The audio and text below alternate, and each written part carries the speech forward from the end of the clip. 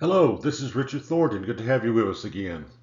Originally, I planned to have a two-part series on Cerro Gordo and Teotihuacan, but as I read through research papers from various Mexican anthropologists and historians, I realized the understanding of Mesoamerican culture had changed radically from when I was a student.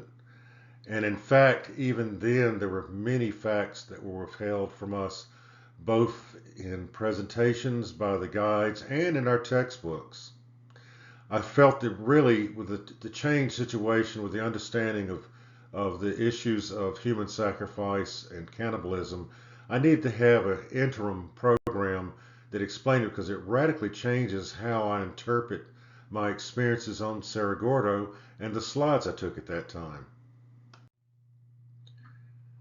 In 1906, archaeologist Leopoldo Batres found child sacrifices under the corners of the Pyramid of the Sun. This information was concealed from the public for a century.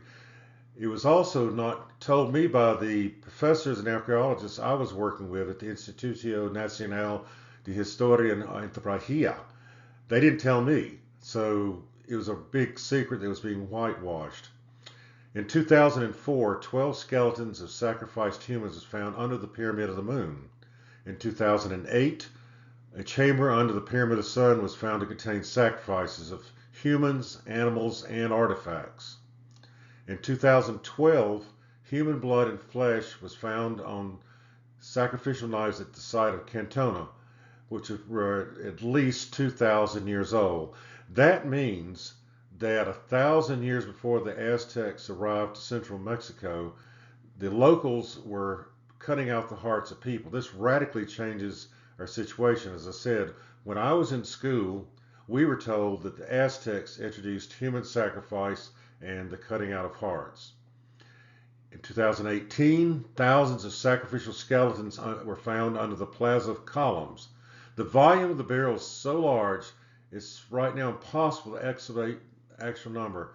They think at least 3,000, some say up to 20,000 skeletons are packed together in a huge pit underneath the plaza. You probably never heard of the Cantona site. It's a beautiful site. It's in the state of Puebla, southeast of Mexico City. It is equally old or older than Teotihuacan. As I said, at the same time that Teotihuacan was getting going, they were already cutting out the hearts of victims at Cantona, so it was a little bit more development site.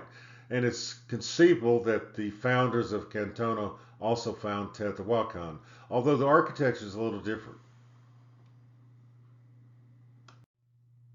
Here are some of the obsidian knobs that were analyzed.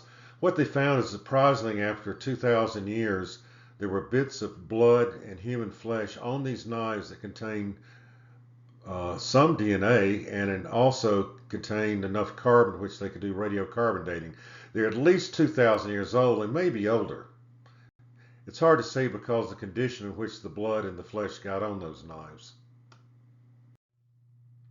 But we now know that human sacrifice was not limited to Mexico, and I personally believe it was much wider spread in North America than currently anthropologists are willing to admit. For example, the Satile on the Satilla River in southeast Georgia sacrificed their firstborn sons to the sun god.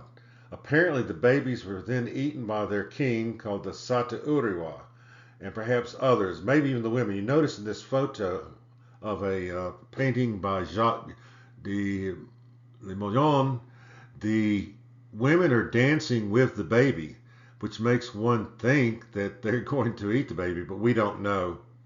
This information came from Captain René de Londinière, who was the commander of Fort Carillon. It's one of the many reasons we know that Fort Carillon was not on the St. Johns River because the Satile were on the Satilla River, which the river got its name, and then they later migrated into North Georgia to get away from the Spanish. Currently, the anthropological profession thinks that Satiurwa was the name of the tribe. It's not. Satiurwa is a Panoan word from South America, which means colonists king of. Urawa is their word for king. Tajín. The Totonacs have always claimed to be the descendants of the elite of Teotihuacan. When there was a rebellion of the commoners around 600 AD, the elite were driven out. And it is true that almost immediately thereafter, Tajín was found in northern Veracruz near the town of Poza Rica. The area is known for its oil production, but it's also tropical and has a lot of banana plantations, whatever. It's a very different environment than Teotihuacan. They don't have the problems there with water because it is a tropical, semi-jungle environment. I took this photo while I was at Tajín, and it looked to me like it was a sacrificial scene, but again, we were being told officially the Totonacs did not sacrifice people. I'll show you why I think it is. Okay, now see that knife there? Okay, here's the priest. Here's a ball player, the captain of the ball team, probably. He's being held by two other priests, and the priest is carving into his chest. And then these show in the background, these appear to be either prayers going to the gods or perhaps corn stalks. Now finally they admit, yes, the Totonacs did make human sacrifices. And in fact, when I started reading the research reports on the Totonacs, which you don't see in Wikipedia, by the way, it's completely left out, I was astonished at the level of human sacrifice the Totonacs were carried out. Both the Totonacs and the Mexica, which is the correct name for the Aztecs, regularly ate babies and children as sacrifices to the rain gods and goddesses. We think that sacrifices were made monthly to the rain god. But under special situations, many, many more children and babies would be killed. Mexica priests in this picture are killing and eating children and scarlet macaws during the Great Flood of 1446. Their priests sacrificed approximately 10% of the children of their subject states, according to the claims of the Aztecs themselves. Now, this was not a drought. This was a flood, and so they were equally trying to appease the rain and water gods. Both the Totonacs and the Mexica believe that their gods and goddesses must be fed human and animal flesh to assure that these deities would furnish the remaining humans water and food. Where did this belief come from? Why would they think that beings that they couldn't see had to be fed in order for them to have water and food? This will take us directly to the next part when we talk about Cerro Gordo and what I found on Cerro Gordo. Each year, each Totonac city or administrative district would kill and eat 20 teenage boys and girls as sacrifices to their sun god Chichini. These sacrifices probably occurred in the towns and on the tops of pyramids or in the temples. On your left here is the Temple of the Niches. This is a model that's on display in the National Museum. It's not clear where they made the sacrifices, and you really can't tell now from looking at El Tajín where such things would occur. There's no chalk mule, as they call it, which was a carved statue where the hearts would be placed. The Totonacs regularly sacrifice young women and children to their water god. All these sacrifices occurred at mountaintop temples, not in the cities. Now this is important because virtually all the archaeological work on Totonac sites are in the cities. I don't know of any published report on a mountaintop shrine, but this is where most of the deaths occurred as far as human sacrifice go, not in the cities.